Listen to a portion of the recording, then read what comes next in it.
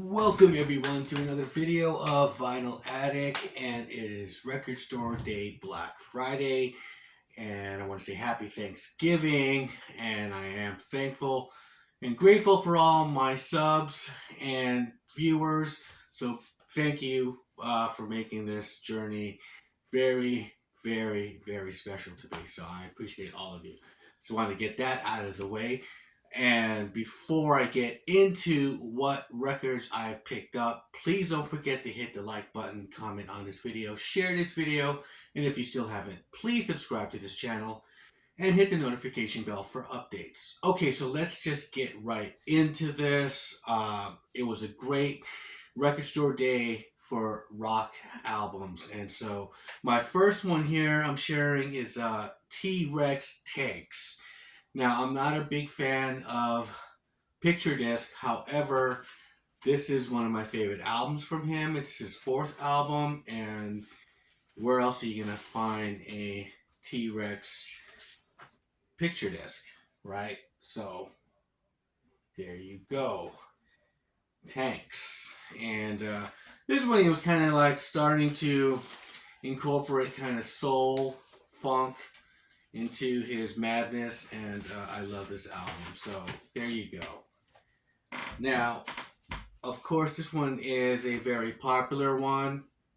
He just had the 20th anniversary of How to Dismantle an Atomic Bomb, and this is the Shadow album, How to Reassemble an Atomic Bomb. So this is from the same sessions. It's 10 songs that they compiled, or the Edges compiled, and I'd have to say these songs are really, I feel that they're what U2 is good at as far as experimenting.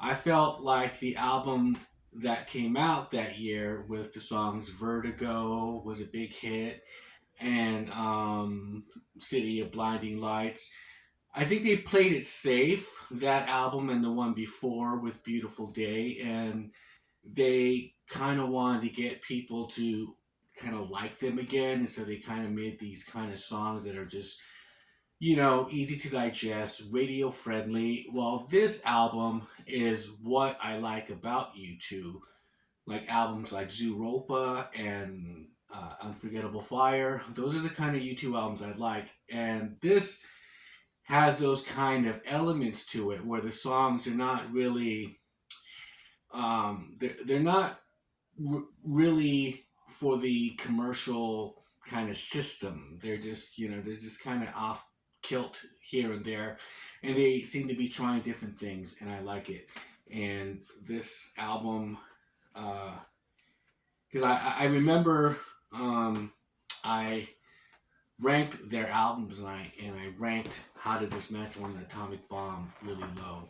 So here we go. We have a poster. You got the bald edge, and unlike the copy that's in the box set of this album, 20th anniversary, the Record Store Day version is colored vinyl, kind of like a red wine, kind of with black splats on it. So it has a poster, and it is a gatefold, but I did not open it up, but it has a hype sticker on it. So yeah, this is the Shadow album.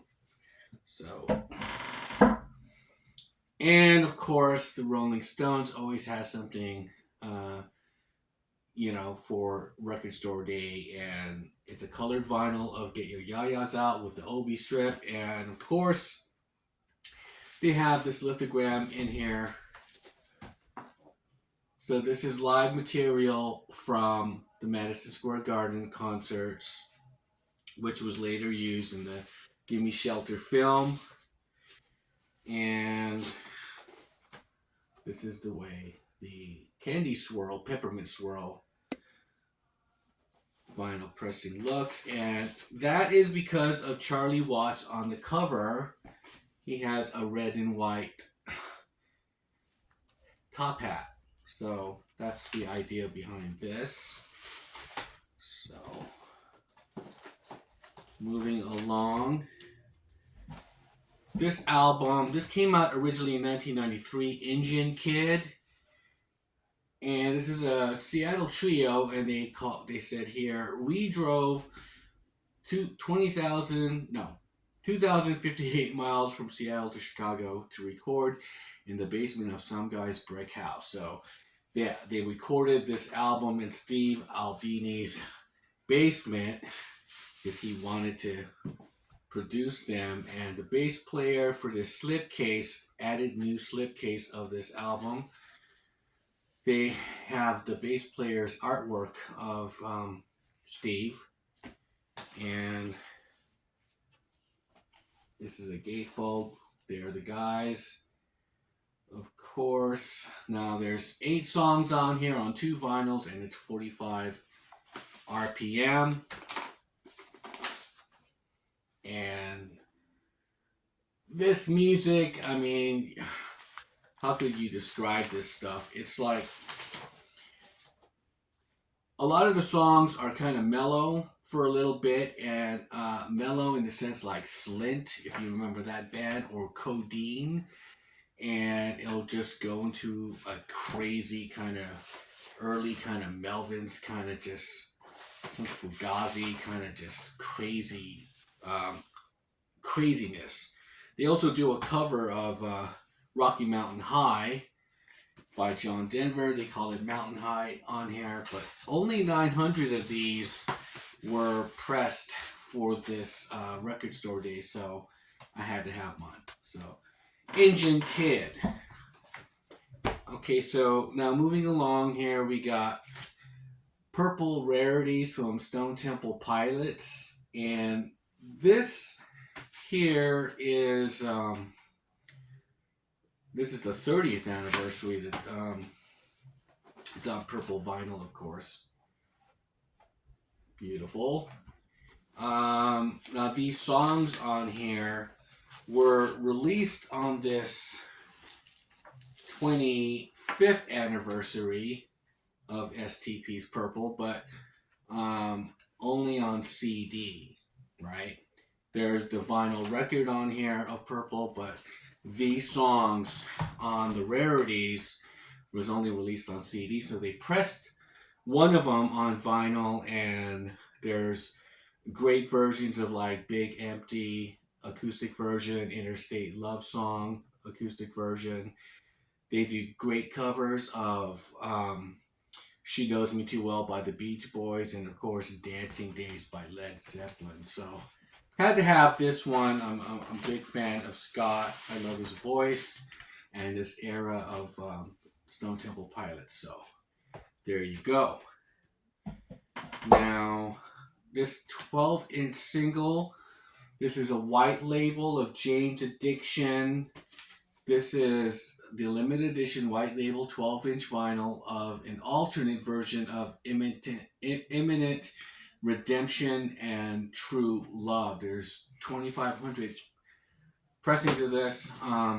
So here's Imminent Redemption and the lyrics. And True Love is the B-side. This is the original lineup that got back together, and they toured for a while. I saw the opening night here in Vegas, and they played this song. And of course, you know, since then the band has disbanded, and it's a shame because they were working on a lot more material. But hopefully they could get back together again. They do kind of have this little back and forth stuff going on all the time, but with this lineup, with the one with Eric Avery, Dave Navarro, Stephen Perkins, and Perry Farrell, that's Jane's Addiction. And you know, maybe we'll hear some of that stuff. They'll put it out, but for now we got this 12-inch. There's I would recommend getting it. It's really good. And last but not least, this is my big purchase here. It was $80 for this box set of The Doors live in Detroit, Cabo Arena. There's 4 LPs in here, and this is recorded this May 8th, 1970, which is a few days before my birthday, which is May 11th, 1970. And this is recorded and as the longest Doors concert ever. It's like 3 hours long, and they were told uh, after their set that they were going to play one more hour, and what do you call it? And then after that, they were banned from this arena because they played too long, and they just kept on doing what they wanted to do, pretty much. And it's during the Roadhouse Blues album, the Morrison Hotel. So they're playing some stuff from there. And I like this period. It's like when they got more rootsy and more rock and roll. And the reason why I purchased this was because of I saw the set list. And it goes like this: Side A, Tuning, Roadhouse Vamp, Hello to the Cities, Dead Cats, Dead Rats, Break On Through to the Other Side, Alabama Song, Whiskey Bar, Backdoor Man, 5 to 1. That's how you start a Doors concert. Side A. Side B, Roadhouse Blues, You Make Me Real, Ship of Fools. Those are all from Morrison Hotel. And there's a lot of extended jamming on here. Side C is When the Music's Over. That's all that's on side C. Side D, they do some covers. People Get Ready, Curtis Mayfield song. Mystery Train, Away in India, Crossroads, the Robert Johnson song. Tuning, and then Carol, Chuck Berry. And then side E is just Light My Fire. Now, it was at that point where Jim is like, hey, we're going to finish this song, but just stay. We're going to play longer, an hour. And so then they go into side F, which has Been Down So Long and Love Hides. Now, this concert was done on a weekend, and throughout the week they'd be recording LA Woman. There's some really nice notes about that in here. But they'll be recording LA Woman, and they'll be playing concerts on the weekend. And so Been Down So Long is like I guess they're just kind of trying it out, you know. So side G is Mean Mustard Blues, Carol Reprise, Close to You, I'm a King Bee, Rock Me Baby, Heartbreak Hotel. So there's a lot of covers there, and it's just this one song that just keeps on turning into something else. And so we got BB King and Elvis. That's really cool. And then side H, The End. Now, the first side A to side E, where it says Light My Fire, and that's where Jim is like, just stay, don't go anywhere. Everything up to that point, the concert is really good. I mean, they're really tight and everything. And then, you know, the next couple of sides, you know, they just seem to be just kind of improvising, and it's not really taken seriously. They even fuck up. Ray Manzarek fucks up, and he just says, oh, we just fucked up that song, whatever. But of course they redeem themselves with the end. So yeah, it's a very historical Doors performance live in Detroit. And this one's numbered 5,000. There's 5,000 of these made. I got number 2015. So the Doors live in Detroit. Those are my picks, or those are the ones that I picked up for this Record Store Day Black Friday. Leave me some comments below. What are your thoughts? What you guys picked up? And I'll see you guys on the next video. Bye.